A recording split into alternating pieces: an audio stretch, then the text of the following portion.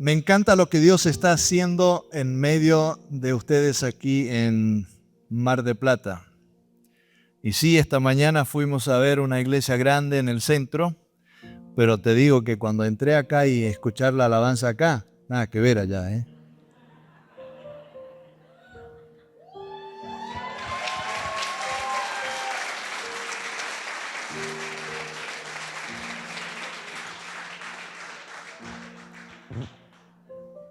Pero lo más hermoso de la adoración y la alabanza no es lo bien que suene hacia afuera, es el corazón ahí adentro que alaba a un Dios vivo. Eso es lo especial. Últimamente, y fue muy lindo estar con el pastor Sergio ayer, hablando también estos días, y ver la pasión que hay en cuanto a la primera iglesia primitiva.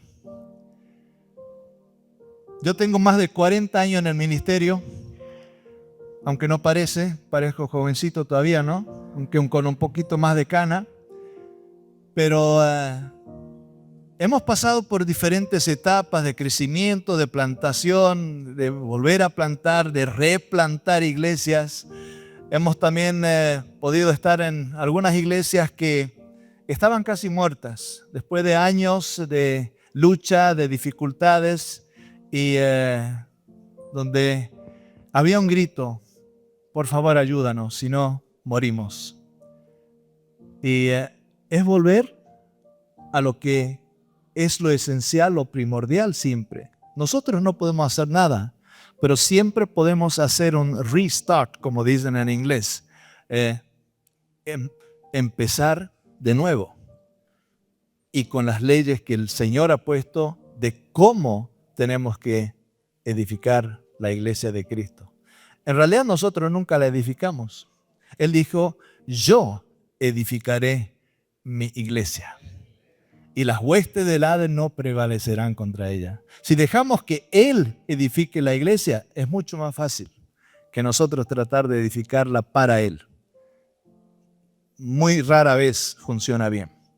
Pero si dejamos que su palabra nos llene, que su espíritu nos guíe, entonces podemos llegar a ser aquella iglesia que Él ha preparado y está preparando para ese gran día. Así que quiero que leamos juntos en Hechos capítulo 2, versículo 41 en adelante, y dice así: así pues, los que recibieron su mensaje fueron bautizados, y aquel día se unieron a la iglesia unas 3,000 personas. Se mantenían firmes en la enseñanza de los apóstoles, en la comunión, en el partimiento del pan y en las oraciones. Todos estaban asombrados de los muchos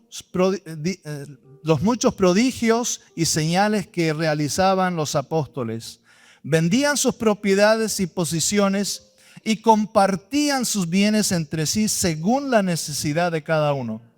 No dejaban de reunirse unánimes en el templo, ni un solo día. De casa en casa partían el pan y compartían la comida con alegría y generosidad, alabando a Dios y disfrutando de la estimación general del pueblo. Y cada día el Señor añadía a los que iban siendo salvos. Amén. ¿Sabe que yo me gozo de que ustedes cada semana están por lo menos añadiendo acá? He escuchado que desde junio del año pasado casi cada sábado hay bautismo y nuevo nacimiento. Ese es un bastante buen comienzo.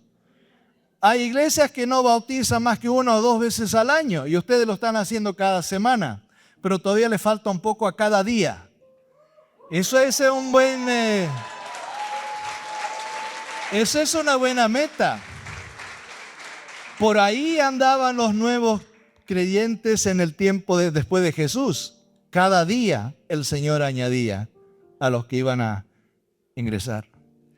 Y hay algunas cosas aquí que quiero que veamos juntos. Y yo sé que esto no es nuevo para muchos de ustedes. Ustedes lo tienen en los grupos de discipulado, están aprendiendo muy fuertemente esto, pero tal vez puede ser otro vínculo o para ti que nunca lo has escuchado. Hay algunas cosas primordiales en la primera iglesia que yo creo que nunca cambia en sí. Dice que los que recibieron el mensaje fueron bautizados, nacieron de nuevo, del agua y del espíritu, como enseñan ustedes. ¿Y después qué? Hay algunos que tienen como un check, ¿no es cierto? Así cada vez que, bueno, ya está hecho eso. Y ya, check, también he recibido el bautismo del Espíritu Santo. Y ya es como que puedo cruzar los brazos y esperar que venga el Señor. No, es que no es así. ¿Qué hacían? Se mantenían firmes. ¿En qué? En 4 cosas especiales. Lo he tratado de hacer como una casa media romana, que la pueden ver ahí. La iglesia. 4 columnas principales que mantenían la primera iglesia en Hechos de los Apóstoles. La enseñanza de los apóstoles, la comunión que tenían el uno con el otro, la cena del Señor, la Santa Cena o el partimiento del pan, como dice acá, y las oraciones. Estas cosas no son negociables. Están en cada una de las iglesias que aman al Señor, están estas cosas. Y no podía dejar de poner cuál es el fundamento. Es Cristo. No se puede poner otra base a esta casa espiritual que Cristo mismo. Pero me encanta también la última parte. Dice que estaban en las oraciones, había prodigios y señales, compartían los bienes. Y hay una cosa que a veces nos olvidamos como cristianos. Disfrutando la estimación general del pueblo.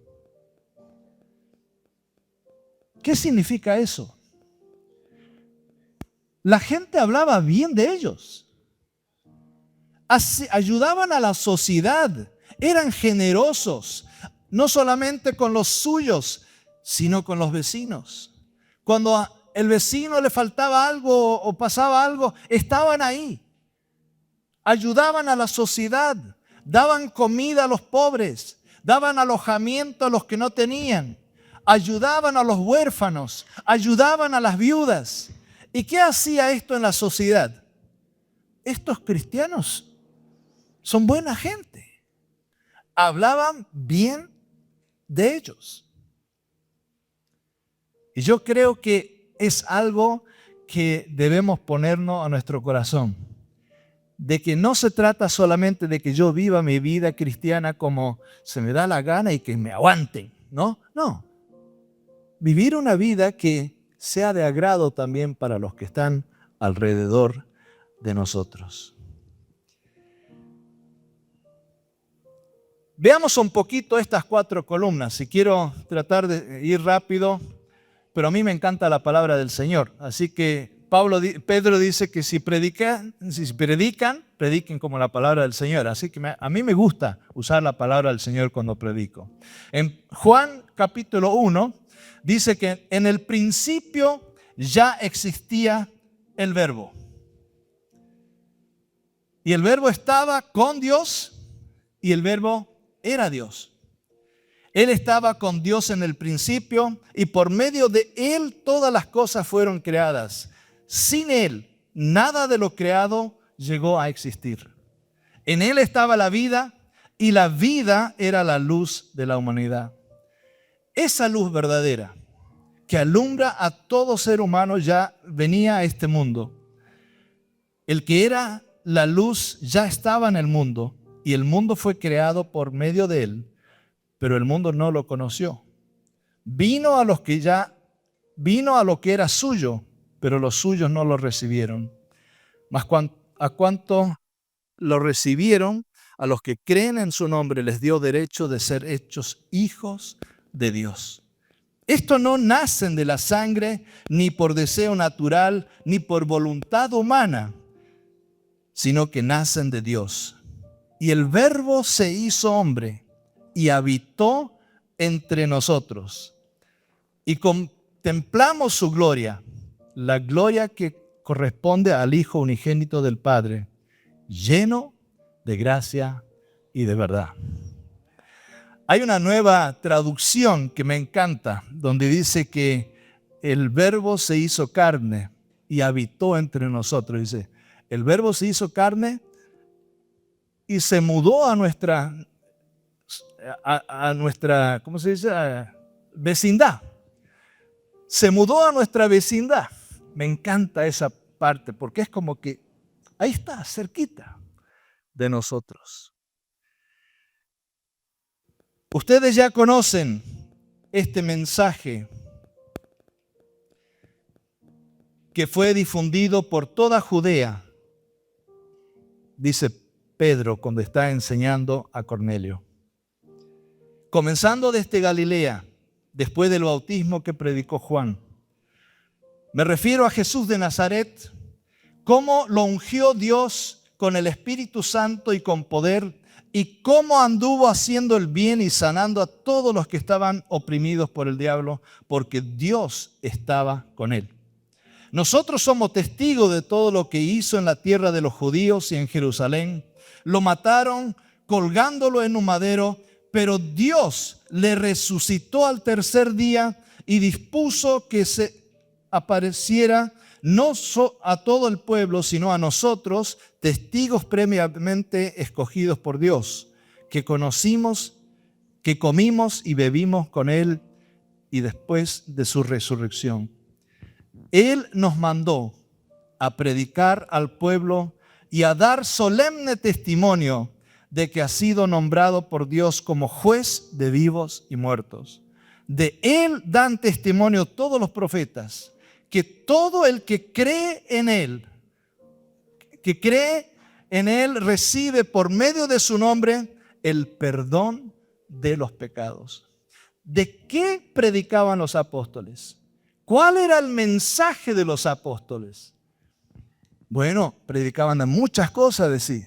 Sí, están ahí todas las cartas de Pablo, están todas las cartas de Pedro, de Juan, pero había un común denominador que todos ellos predicaban y que era la clave de toda su prédica. Jesús vino, Jesús murió, Jesús fue sepultado y Jesús resucitó de entre los muertos. Y ese era el gran problema para muchos. No que había muerto ni había sido sepultado, pero que estos cristianos decían que Jesús había resucitado de los muertos y que vive hoy.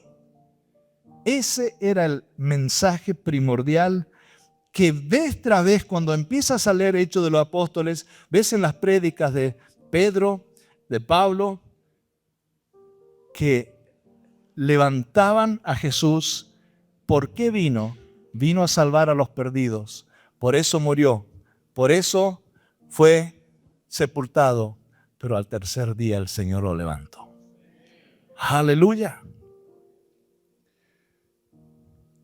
Veamos también en 1 Corintios capítulo 15 lo que dice Pablo de esto. Ahora, hermanos, quiero recordarles las buenas noticias que les prediqué. Las mismas que recibieron y en las cuales se mantienen firmes. Mediante estas buenas noticias son salvos si se aferran a la palabra que les prediqué. De otro modo, habrán creído en vano, porque ante todo les transmití a ustedes lo que yo mismo recibí. ¿Qué es lo que había recibido? Que Cristo murió por nuestros pecados según las Escrituras, que fue sepultado, y lo leamos juntos, que resucitó al tercer día según las Escrituras. Otra vez, era la esencia de la prédica. Cuando tú lees se mantenían en las palabras de los apóstoles. ¿Qué era? Que Jesús vivió, murió, fue sepultado, pero al tercer día resucitó. Y en Él están todas las otras cosas. Un versículo más acerca de las Escrituras. ¿Por qué es tan importante? Pablo le dice a su hijo espiritual o su discípulo, Timoteo, que todas las Escrituras es inspirada por Dios y útil para enseñar, para reprender, para corregir e instruir en la justicia, a fin de que el siervo de Dios esté enteramente capacitado para toda buena obra. Cuando nacemos de nuevo, una de las primeras cosas que Dios quiere que nosotros hagamos es tomar su palabra y empezar a leerla, empezar a pedir que el Espíritu Santo hable a través de su palabra, porque su palabra es viva, su palabra es eficaz y es como esa lámpara a nuestros pies que nos guía en el camino a seguir. ¿Qué hace leer la Biblia? He puesto algunas cosas acá. Aumenta nuestra fe.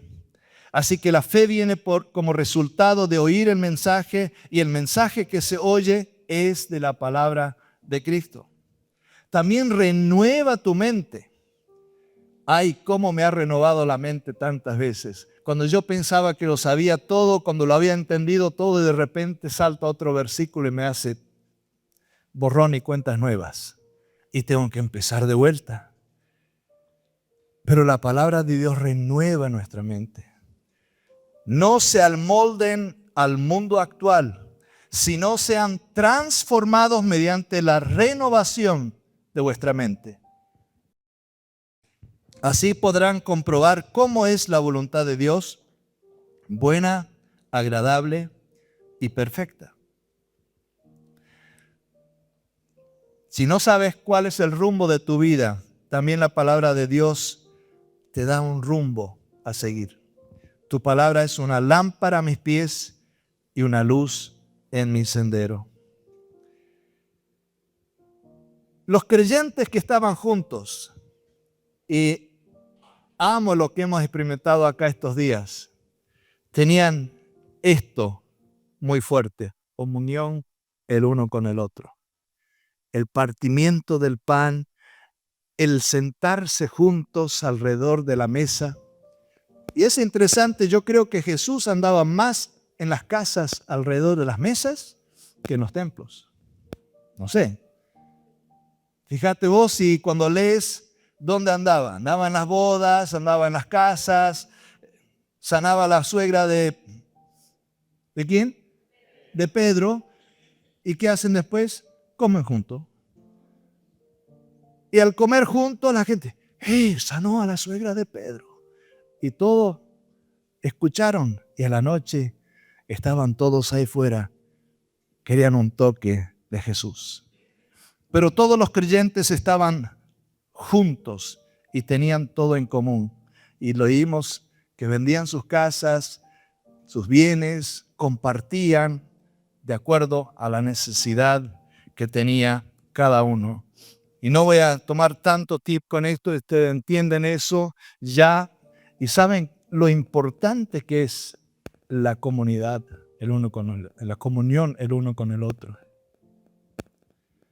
Uno de los problemas más grandes que este mundo experimenta hoy en día es la soledad. Y si la iglesia puede ser ese lugar donde no solamente es un slogan que decimos bienvenido a casa, pero que en realidad sea una casa donde la gente sienta he llegado a casa. Así tiene que ser la comunidad, una comunidad viva. Y también esa comunidad viva hacía que la Santa Cena o el partimiento del pan era algo importante. Cuando estaban juntos, no solamente en la iglesia todos juntos, sino también en las casas. comían y como que de repente estaba el pan ahí, estaba el vino ahí, y lo más natural era, vamos a ahora adorar al Señor, vamos a recordarnos lo que Él hizo por nosotros. ¿Se acuerdan que Él dijo que todas las veces hagamos esto? ¿Qué? Mientras comían, Jesús tomó el pan, lo bendijo, luego lo partió y les dio a sus discípulos diciéndoles, tomen y coman. Esto es mi cuerpo. Después tomó una copa, dio gracias y les dio a ellos diciendo, beban de ella todos ustedes. Esta es mi sangre del pacto que es derramado por muchos para el perdón de los pecados. La Santa Cena es una cena de memoria. Que dijo, haced esto en memoria de mí. Pero es mucho más que una postal de un recuerdo. Es mucho más profundo que eso. También la cena del Señor es una cena de proclamación. Cada vez que coman este pan y beban de la copa, proclaman la muerte del Señor. ¿Hasta cuándo? Hasta que Él venga. Es una proclamación del Señor, pero también es una cena de unidad, porque somos un cuerpo en Cristo. Hay un solo pan del cual todos participamos, por eso, aunque somos muchos, formamos un solo cuerpo, dice Pablo. También esto es parte que cuando nosotros partimos el pan y compartimos, proclamamos, yo te pertenezco a ti, tú me perteneces a mí.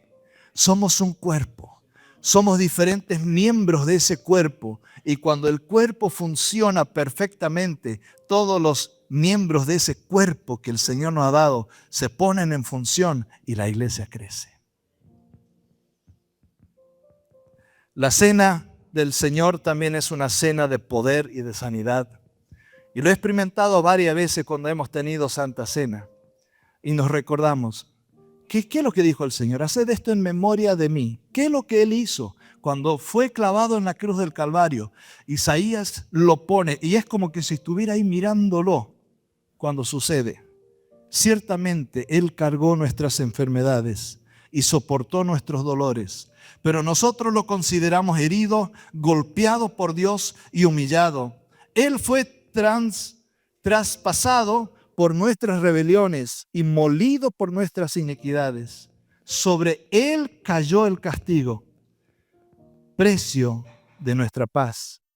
Y gracias a sus heridas fuimos nosotros, ¿qué? Sanados.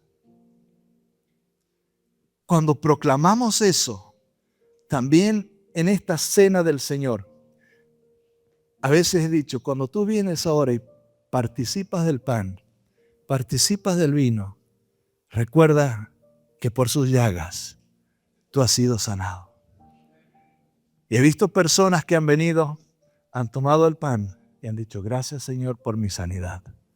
Y se han ido a sentar de vuelta y después han proclamado y han testificado, algo pasó cuando tomé por fe y recordé que Él hizo esto por mí y tomé mi sanidad. Aleluya.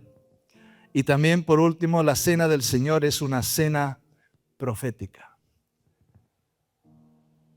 Les digo que no beberé de este fruto de la vid desde ahora en adelante hasta aquel día que la beba con ustedes el vino nuevo en el reino de mi Padre. ¿Qué día va a ser ese?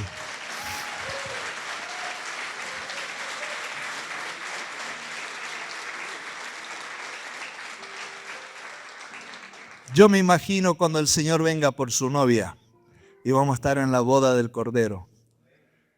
Y es como que veo a Jesucristo pararse de vuelta a la punta de la mesa. Agarra el pan, agarra el vino y dice, ¿se acuerdan? Esto los hice por ustedes. Por eso están aquí.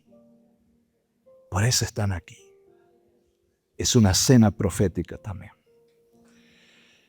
¿Aguantan un poco más o no? No me han dado hora, así que no sé a qué hora cierran acá las oraciones. Cuando oren, no sean como los hipócritas. Es interesante porque los discípulos de Jesús, los 12, ¿cuánto tiempo habían estado con Jesús? 3 años. ¿Ustedes creen que ya habían orado? ¿O no, nunca habían orado? Claro que habían orado. Habían estado con Jesús incluso orando. Vengan aparte y oren conmigo. O sea, habían estado. Pero es como que de repente cuando Jesús está orando, ellos entienden que es diferente cuando ora Jesús que cuando nosotros oramos. Porque los discípulos estaban ahí todo el tiempo, danos y compartinos y damos esto y danos esto. Pero había algo diferente cuando Jesús estaba con su Padre. No era un monólogo de oraciones. Yo creo que a veces podían ver a Jesús ahí calladito, esperando. ¿Qué hacía? Oía la voz del Padre. Oía la voz del Padre. Veían algo tan especial en esa relación entre Jesús y su Padre que ellos vienen y le dicen a Jesús, Jesús, ¿por qué no nos enseñas a orar? Y ahí es donde Jesús empieza a enseñarles en Mateo capítulo 6, de esta manera. No oren como los hipócritas, porque ellos les encanta orar de pie en las sinagogas, y en las iglesias, y en las esquinas de las plazas, y en los hogares de discipulado, para que la gente los vea. Les aseguro que ya han obtenido su recompensa.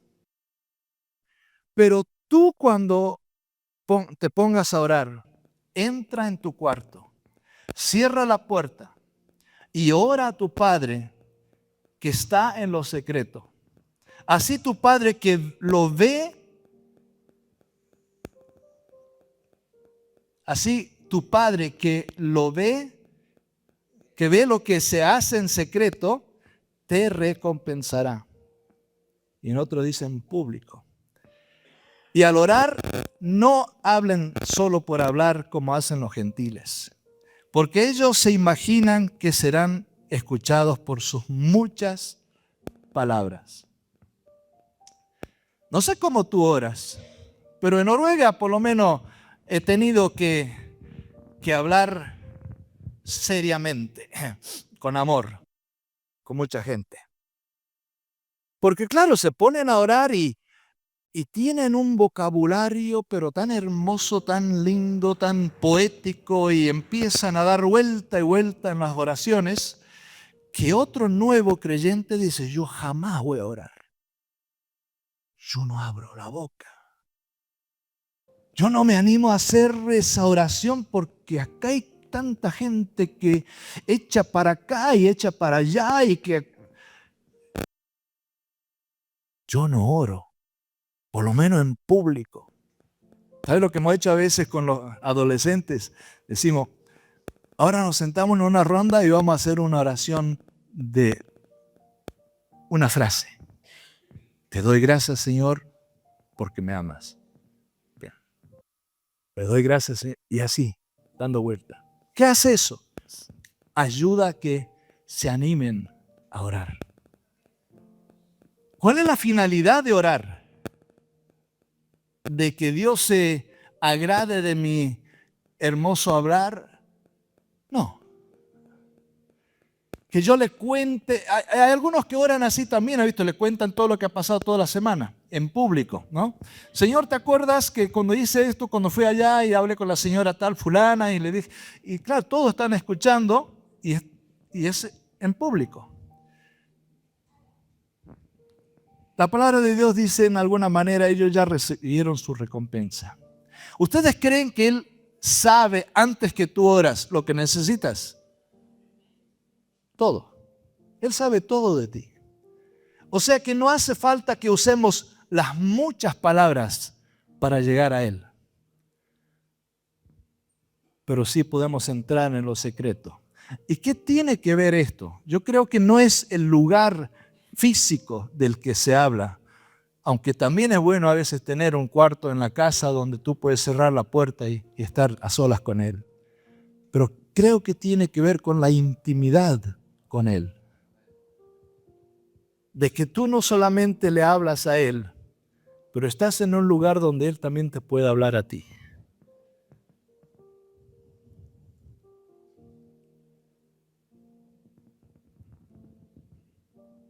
Bueno, pero el Señor nos enseñó una oración y esa la tenemos que orar. Está en Mateo 6, 9 al 13, ¿o no? Ustedes deben orar así, dijo Jesús. Padre nuestro que estás en los cielos, santificado sea tu nombre. Venga tu reino, hágase tu voluntad en la tierra como en el cielo. Danos hoy nuestro pan cotidiano. Perdónanos nuestras ofensas como también nosotros perdonamos a nuestros ofensores. Y no nos dejes caer en la tentación, mas líbranos del mal, porque tuyo es el reino, el poder y la gloria por siempre. Amén. Si oramos esa oración así tal, todo tiene que estar bien, ¿no? A ver, volvamos un poquito a lo que dijo antes. Que no seamos hipócritas, dice, repitiendo oraciones. Y entonces, ¿por qué les enseñó el Padre Nuestro? Yo creo que tiene que ver no con el repetir las oraciones, pero hay algo que Él les quiere enseñar en esa oración. Cuando Él dice, oren así. Padre nuestro, que estás en los cielos. Para ahí.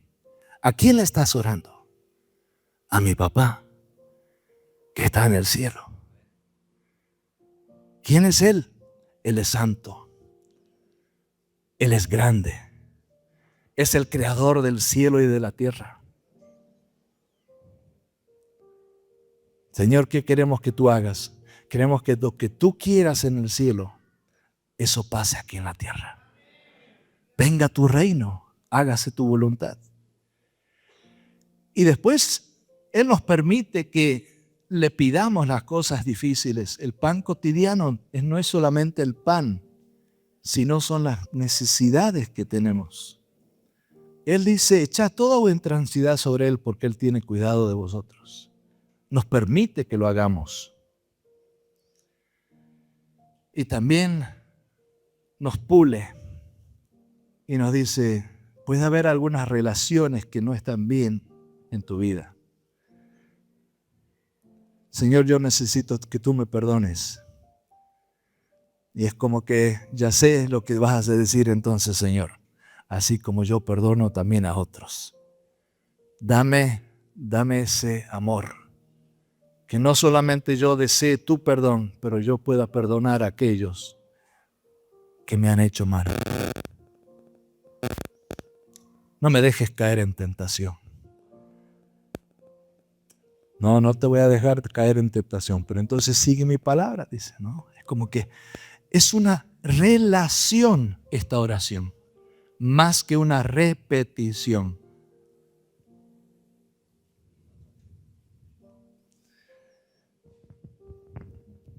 Así que yo digo, pidan y se les dará, busquen y encontrarán, llamen y se les abrirá. Porque todo lo que piden, él recibe, el que busca encuentra y el que llama se le abre. Estas 4 columnas eran tan importantes en la primera iglesia primitiva. La enseñanza, la comunión, la Santa Cena y las oraciones. Pero déjame terminar diciendo cuál era el motivador de todo lo que hacían. Yo creo que el motivador era el Espíritu Santo. ¿Quién es el Espíritu Santo? Es la tercera persona de la deidad. Es Dios, el Espíritu Santo. En el Padre tienes el Creador, el que hablaba a los profetas. En Jesús tienes el Redentor que vino a salvarnos. Pero cuando Jesús había hecho su tarea, Él dijo, yo vuelvo al Padre, pero no os dejaré huérfanos.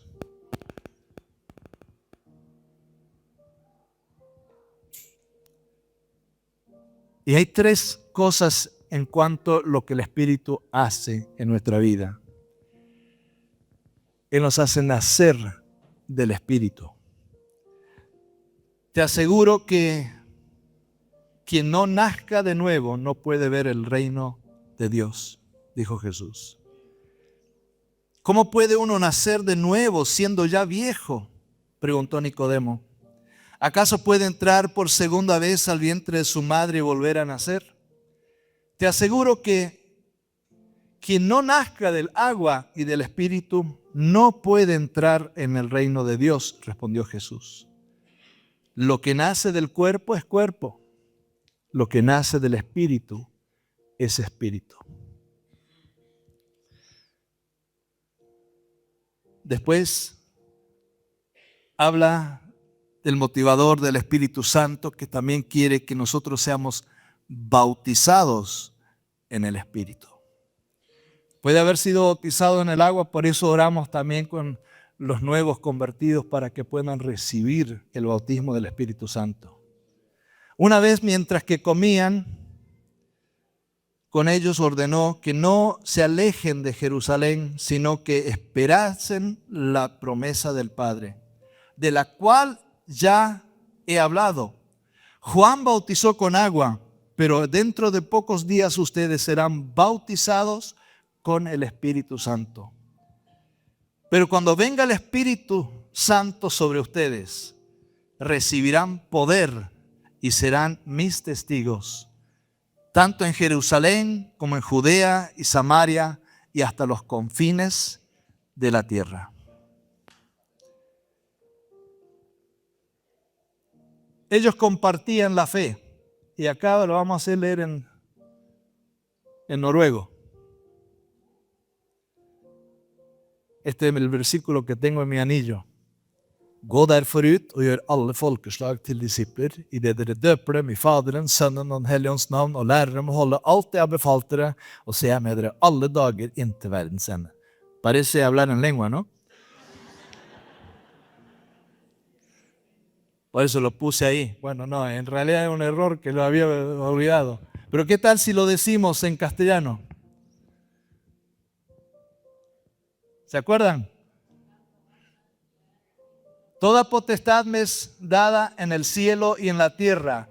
Por tanto, id y haced discípulos a todas las naciones, bautizándolos en el Padre, del Hijo, del Espíritu Santo y enseñándoles a que hagan todas las cosas que os he mandado. Y he aquí yo estoy con ustedes todos los días hasta el fin del mundo. Eso es una buena cosa para tener en el anillo, ¿no? Les quiero mostrar una última cosa. Discipulado es ser capacitados para enseñar.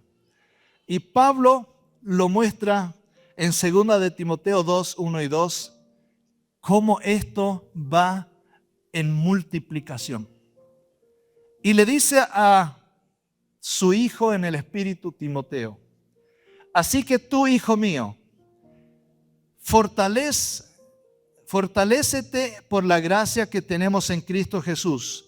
Lo que has oído en presencia de muchos testigos, encomiéndalo a creyentes dignos de confianza, que a su vez estén capacitados para enseñar a otros.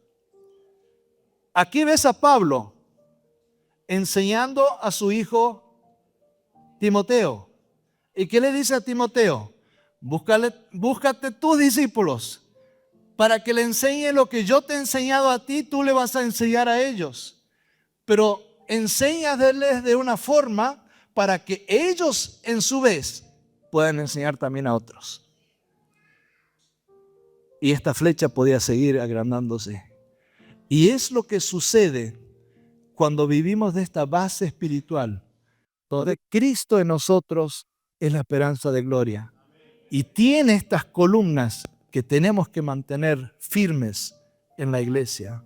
Y el Espíritu Santo quiere guiarnos. Fue como una revelación para mí cuando empecé a estudiar de que somos nacidos del Espíritu, somos llenos del Espíritu y somos guiados por el Espíritu Santo. No lo puse el guiado ahí y vi que así era la vida de Jesús. Jesús nació del Espíritu. ¿En qué forma dices? El mensaje a María, el Espíritu de Dios vendrá sobre ti, por cuanto lo ungido de Dios en ti será a través del Espíritu. Jesús en Jordán fue bautizado en el agua, aunque no tenía pecado, pero pasó algo ahí en el agua. El Espíritu de Dios vino sobre él y fue lleno del Espíritu Santo. Fue ungido por el Espíritu. Es lo que dice en Lucas 4, el Espíritu de Dios está sobre mí por cuanto me ha ungido para. Él necesitaba esa unción. Y también después puedes leer casi el segundo versículo después, y guiado por el Espíritu fue llevado al desierto. Y en el poder del Espíritu regresó del desierto y empezó a ir por las aldeas a predicar el evangelio del reino. Tú y yo necesitamos ser nacidos del Espíritu. Necesitamos también ser llenos del Espíritu de Dios, porque no lo podemos solos. Y necesitamos también ser guiados por el Espíritu Santo. Y puedes leer Hechos de los Apóstoles y te vas a sorprender de cómo la guía del Espíritu Santo era tan directa y tan especial en ellos. Un día está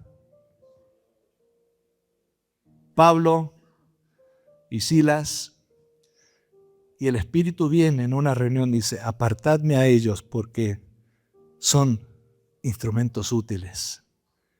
El Espíritu Santo y nosotros hemos decidido y los mandaron. Y ver también la vida de Pablo, y no voy a empezar ahora porque vamos a empezar hasta la noche, pero cómo él se dejó guiar. Y a veces es interesante también ver la guía del Espíritu y a veces las ideas de Pablo. Porque de repente Pablo tenía una idea de que ahora, mira, acá está todo Asia, vamos a tomar Asia ahora. Y se echa a dormir y dice, el Espíritu no le dio permiso. ¿Se dan cuenta cómo el Espíritu Santo lo guió?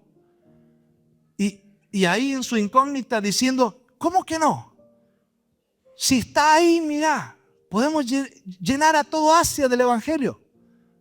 Y el Espíritu no le permitió. Sin embargo, ahí en el mismo sueño viene un macedonio y le dice, ¿por qué no vienes a Macedonia y nos ayudas? Entonces sabíamos, dice Pablo, que el Dios nos estaba llevando a Macedonia. Y la historia no termina ahí, porque van a Macedonia, después van a Filipo, después van a Éfeso, y ahí hicieron una escuela bíblica, y vinieron un montón de gente de Asia a esa escuela bíblica. Y de los que estaban ahí también después fueron enviados a la Asia. Y termina diciendo, Asia recibió el Evangelio. Él nunca fue, pero entrenó a aquellos que fueron después y llenaron también a Asia con el Evangelio. Ve cómo Él tiene el control y es tan importante que tú y yo seamos nacidos del Espíritu, llenos del Espíritu, pero también guiados por el Espíritu. Señor, te doy gracias porque tú estás aquí. Gracias porque tú nos enseñas, Señor, cómo vivir esa vida apegada a ti, Señor Jesús. Gracias porque tú estás en este lugar Y tú nos enseñas, Señor, a través de tu palabra, a través de la comunión el uno con el otro. Gracias, Señor Jesús, por esta cena que tú nos has dejado para recordarte, también para fortalecernos en ti, Señor. Y gracias por el poder y el privilegio de las oraciones, Señor Jesús. Y gracias por esta guía. Gracias por el poder que hay en ti para que podamos vivir esta vida contigo. Te alabo, Señor. ¿Por qué no estamos de pie y agradecemos al Señor juntos?